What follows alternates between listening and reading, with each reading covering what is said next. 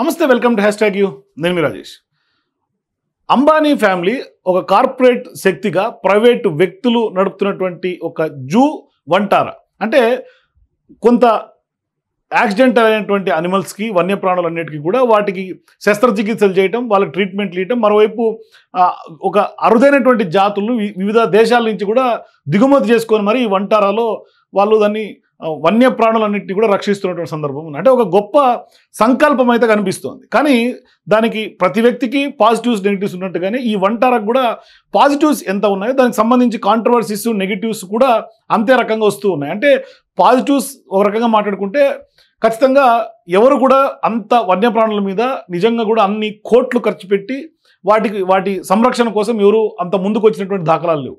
కానీ వీళ్ళు దానికోసం separate world class hospital, world class food, even వాళ్ళకి ఆ వన్యప్రాణులకు కానీ జంతువులకు ఇచ్చే ఫుడ్ కూడా కొంత ప్రతి నిత్యం టెస్ట్ చేసి మరీ ఇస్తున్నటువంటి సందర్భం, అట్మోస్ట్ కేర్ వాటి మీద తీసుకుంటున్నటువంటి సందర్భాలు ఎక్కువ శాతం ఉన్నాయి.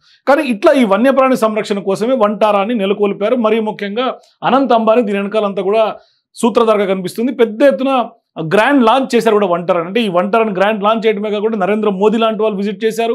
దేశంలో ఉన్నటువంటి సెలబ్రిటీలు, ప్రముఖులందరూ కూడా ఈ వంటారాకు వెళ్ళారు. వంటారాను మరీ ముఖ్యంగా అనంత్ అంబానీ దగ్గరుండి ప్రతి ఒక్క అడుగు చూపించారు. ఎలిఫెంట్స్ దీంట్లో చాలా ప్రాముఖ్యం. సో ఇటువంటి సందర్భాల్లో నెగిటివ్స్ విషయం తీసుకుంటే, నెగిటివ్స్లో వన్యప్రాణులను దేశ విదేశాల నుంచి ఏ విధంగా తీసుకొచ్చారని, లేకుంటే మనీ లాండరింగ్ జరిగిందని, ఎన్ఫోర్స్మెంట్ యొక్క ఇన్వాల్వ్మెంట్ ఖచ్చితంగా ఉండాలని, లేదు అంటే ఇప్పుడు ఒక ప్రైవేట్ వ్యక్తి, ప్రైవేట్ కార్పొరేట్ సంస్థ ఏ విధంగా ఒక జూని నడుపుతుందని. సహజంగా జూలు అనగానే కొంత ప్రభుత్వాలు నడుపుతూ ఉంటాయి. మరోవైపు చట్టాలు, ఫారెస్ట్ యాక్ట్స్ కానీ లేకుంటే వైల్డ్ లైఫ్ చట్టాలు కూడా కొంత ముడిపడి ఉంటాయి. సో ఇవన్నీ కూడా కాకుండా కేవలం ఒక ప్రైవేటు వ్యక్తులు ఇటువంటి జూలు నడపడం ఏంటనే అనేక అంశాలు, అనేక కోణాల్లో డిఫరెంట్ ఒపీనియన్స్, కొంత విమర్శలు ఎదుర్కొంటున్నటువంటి సందర్భం. సో ఇటువంటి సందర్భాల్లో కొంతమంది ప్రైవేట్ వ్యక్తులు సుప్రీంకోర్టుకి అప్రోచ్ అయినటువంటి నేపథ్యంలో సుదీర్ఘ విచారం తర్వాత సుప్రీంకోర్టు ఇప్పుడు ఈ వంటారా మీద వస్తున్నటువంటి ఆరోపణల మీద నిరాధారమైనటువంటి ఆరోపణలు అయినప్పటికీ కూడా దాంట్లో పూర్తి స్థాయిలో ఇన్వెస్టిగేషన్ జరగాలి అని సిట్ని కాన్స్టిట్యూట్ చేసింది. సో ఇప్పుడు నిజంగా కూడా ప్రముఖ పారిశ్రామికవేత్తగా ఉన్నటువంటి ముఖేష్ అంబానీ కుమారుడు అనంత్ అంబానీ, ఆయన గుజరాత్లో నిర్వహిస్తున్నటువంటి వంటారా ఏదైతే వన్యప్రాణి సంరక్షణ కేంద్రం పైన తీవ్రమైనటువంటి ఆరోపణలు వస్తున్నటువంటి నేపథ్యంలో సుప్రీంకోర్టు స్పందించింది. ఆ తర్వాత ఇప్పుడు ఈ వ్యవహారం పైన పూర్తి స్థాయిలో విచారణ కోసం సుప్రీంకోర్టు మాజీ న్యాయమూర్తిగా ఉన్నటువంటి జస్టిస్ చలమేశ్వర్ ఆయన అధ్యక్షతన ఒక ప్రత్యేక దర్యాప్తు బృందాన్ని కూడా ఏర్పాటు చేసినట్టుగా కీలక ఆదేశాలు సుప్రీంకోర్టు జారీ చేసింది. సో ఇప్పుడు ఈ సిట్ని జస్టిస్ పంకజ్ మిత్తల్ అట్లాగే జస్టిస్ ప్రసన్న బి వరాలలే కూడినటువంటి ధర్మాసనం ఈ మేరకు ఉత్తర్వులు కూడా ఇచ్చింది. మరోవైపు ఈ వంటారా కేంద్రంలో జంతువులను అక్రమంగా నిర్బంధించారనే ఒక ఆరోపణలు ఉన్నాయి. దేశ విదేశాల నుంచి వన్యప్రాణులను అక్రమంగా తరలించారని ఆరోపిస్తూ దాఖలైనటువంటి 2 పిల్స్ మీద, అంటే ప్రజా ప్రయోజన వ్యాజ్యాలపైన కూడా విచారణ సందర్భంగా ధర్మాసనం సిట్కి విచారణకి కొంత కాన్స్టిట్యూట్ చేసినటువంటి సందర్భం. సో సాధారణంగా ఇలాంటి పిటిషన్లను తోసిపుచ్చుతామని సుప్రీం చెప్తూనే, కానీ ఈ ఆరోపణలు చట్టబద్ధమైనటువంటి సంస్థల పనితీరుపైనే సందేహాలు రేకెత్తిస్తున్నందుకు వాస్తవాలను నిగ్గు తేల్చేందుకే ఒక స్వతంత్ర దర్యాప్తు అవసరమని కూడా కోర్టు అభిప్రాయపడుతుంది ఈ వంటారా వ్యవహారంలో.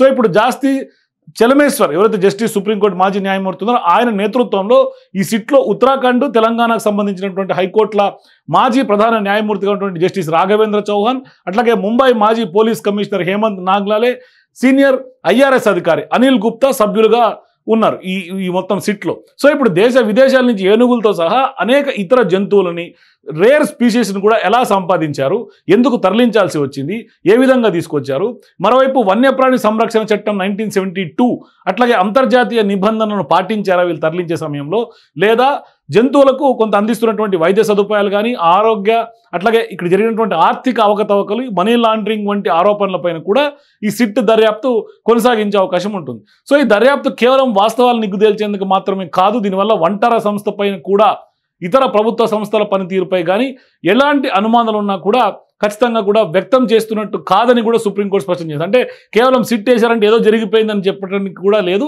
అక్కడ ఏం జరిగిందనేది నిగ్గు తేల్చాల్సినటువంటి పరిస్థితి ఉంది కాబట్టే ఈ సిట్ వేసినట్టుగా స్పష్టంగా సుప్రీం చెప్పింది.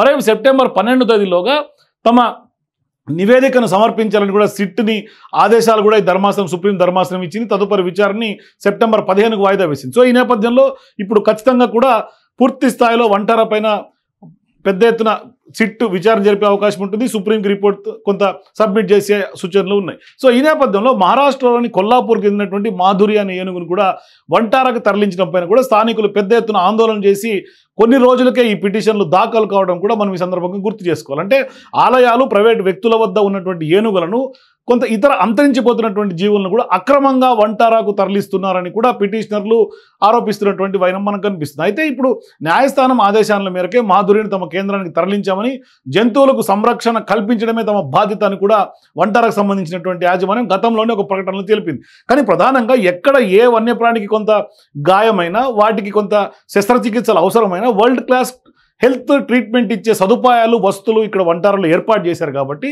కొంత వన్యప్రాణులు కూడా ఒక రకంగా చెప్పాలంటే బంధించే కల్చర్ కూడా ఇక్కడ లేదు. ఫ్రీగా కొన్ని వందల ఎకరాలు ఉన్నటువంటి వంటార కోసం అనేక చట్టాలను కేంద్ర ప్రభుత్వం మార్చింది, ఫారెస్ట్ యాక్ట్లను మార్చింది, వన్యప్రాణి చట్టాలను మార్చింది, వీళ్ళ కోసం వెసులుబాట్లు కల్పించింది. అంటే ఒక మానవతా దృక్పథం స్పష్టంగా ఈ వంటారాలో వీళ్ళు తీసుకున్నటువంటి ఆ నిర్ణయాలు, మరోవైపు వాళ్ళు చేస్తున్నటువంటి అవలంబిస్తున్నటువంటి విధానాలను బట్టి ఖచ్చితంగా అక్కడ ఒక సదుద్దేశంతో చేస్తున్నట్టుగానే ఖచ్చితంగా కనిపిస్తుంది. కానీ బయటికి అంత ఫోకస్డ్గా చూసినా కూడా అది కనిపిస్తున్నప్పటికీ కూడా కొన్ని విమర్శలు కూడా స్పష్టంగా కనిపిస్తున్నాయి. అంటే ఇప్పుడు ఖచ్చితంగా మాధురి విషయంలో కానీ, లేకుంటే ఇతర దేశాల నుంచి తరలించినటువంటి కొన్ని ఏనుగుల మీద కానీ, మరి ఇక్కడ దానికి సంబంధించినటువంటి వస్తువుల మీద కానీ మరి ఏ విధంగా వీళ్ళందరూ ఫాలో అవుతున్నారు, లేకుంటే రైట్ ట్రయల్గా లీగల్గా జరుగుతున్నాయా, లేకుంటే ఇల్లీగల్ ఏమైనా యాక్టివిటీస్ దీంట్లో జరుగుతున్నాయా, ఇట్లా అనేక అనుమానాలు ఉన్నాయి. కాబట్టి అంటే ఏమన్నా ఈ అనిమల్ ట్రేడ్కి సంబంధించినటువంటి ఏమన్నా నిబంధనలు ఉల్లంఘించారనే అంశాలపైన కూడా కొంత సుదీర్ఘంగా లోతుగా సిట్ దర్యాప్తు చేసే అవకాశం ఉంటుంది. మొత్తం మీద వంటారా అయితే మాత్రం సిట్ విచారణ ఎదుర్కోక తప్పదు. అన్ని కనుక సవ్యంగా ఉంటే వంటారా పైన కూడా కొంత నమ్మకం దేశ ప్రజల్లో కొంత ఏర్పడే అవకాశం ఉంటుంది. సో మీరు కూడా వంటారా పైన ఇట్లా అనంత్ అంబానీ చేస్తున్నటువంటి ఈ ప్రైవేట్ జూ పైన మీ అభిప్రాయాలు కూడా కింద కామెంట్స్ తెలియజేయండి. For more videos please watch #.